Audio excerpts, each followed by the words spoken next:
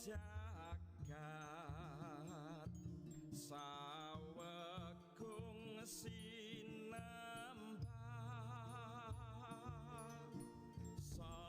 Waosan Injil dinten Minggu 17 Juni 2021. Mugi Gusti tansah manunggala kaliyan kula sedaya. Pethikan Injil suci anggitane Santo Markus bab 5 ayat 21 ngantos 23. Gusti Yesus nitih prau menyang sabrange tlaga Galilea maneh. Ana ing kono jumeneng ing sapinggiring tlaga. Tumuli akeh banget wong kang padha sowan ing ngarsane. Banjur ana wong teka jenenge Yairus. Yairus kuwi penggedhene sinagoge. Nalika ketemu Gusti Yesus, Yairus nuli jengkeng ing ngarsane.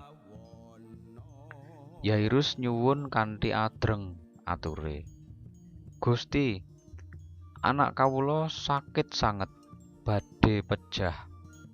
Mugi Gusti kersa rawuh ing griya kawula. Gusti kersa numpangi asta. Temah anak kawula badhe saras boten pejah." Gusti Yesus banjur tindak bebarengan menyang omahe Yairus. Wong akeh banget suk-sukan ndherekake tindake. Ana ing antarane wong akeh mau, ana wonge wadon siji sing wis 12 taun lara ngetokake getih. Wong wadon mau wis katok anggone ikhtiar mretamba menyang dukun-dukun nganti bandane entek kanggo ragat. Nanging ora bisa waras, malah larane saya banget. Wong wadon mau wis krungu critane wong akeh bab Gusti Yesus. Mulane dheweke nekat nrenjel ing satengahing wong akeh mau nyedhaki Gusti Yesus arep ndemek jubahe. Awit wong wadon kuwi duwe pengandel. Angger aku bisa ndemek jubahe Gusti Yesus, aku mesti waras. Bareng wis cedhak karo Gusti Yesus, wong wadon mau banjur ndemek jubahe. Sakal wong kuwi mari, getihe mampet lan krasa yen awake wis waras.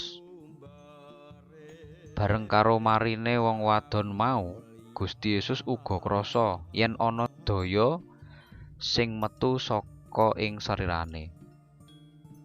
Panjenengane banjur minger mirsani wong akeh kang padha ndherekake sarta ndangu, "Sapa sing ndemek jubahku?"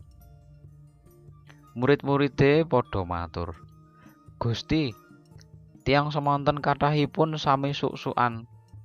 Kok Gusti ndangu, sapa sing ndemek jubahku?"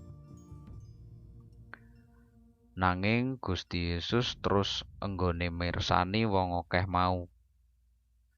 Goleki wonge sing wis ndemek jubahe. Wong wadon sing rumangsa ndemek jubahe mau lan krasa yen awake wis waras banjur sowan ing ngarsane Gusti Yesus. Sowane kelawan ndredeg merga wedi.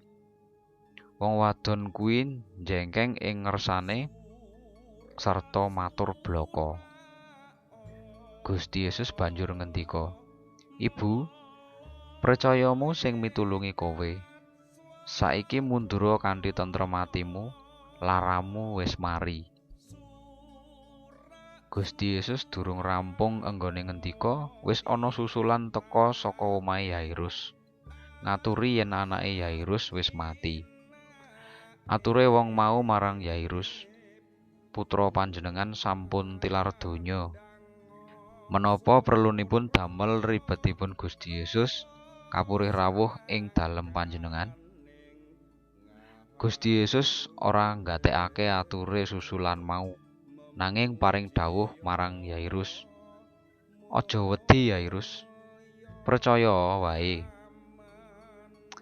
Wong akeh padha dipenging nderek Gusti Yesus, kejaba Petrus lan wong loro sasedulur yakuwi Yakobus lan Yohanes. Sarawuhe ing omahe Yairus, Gusti Yesus mireng wong-wong padha nangis pating jlerit. Gusti Yesus mlebet ing omah, banjur ngendika karo wong-wong sing padha nangis mau. Ya gene kowe padha nangis lan ribut mengkono kuwi. Bocahe ora mati, mung lagi turu. Nanging wong-wong mau padha nggeguyu. Gusti Yesus banjur ndhawuhi supaya wong kabeh padha metu. Bareng wis padha metu kabeh, Yairus lan bojone tuwin Petrus, Yakobus lan Yohanes diajak mlebu ing kamar sing kanggo nurukake bocahe sing lara. Gusti Yesus banjur ngasta tangane bocah kuwi karo ngendika, "Talita kum." Jarwane, "Genduk, kowe tangiya." Saknalika bocah wadon mau tangi banjur mlaku. Umure bocah mau wis 12 taun. Bapak lan ibune apa dene para murid padha gumun banget. Gusti Yesus meling wanti-wanti marang wong-wong supaya aja nganti ana wong sing ngerti lelakon mau. Sawise mengkono, panjenengane dawuh supaya bocahe diwenehi mangan. Makaten Injil dalem Gusti. Sembah nuwun konjuk ing Gusti.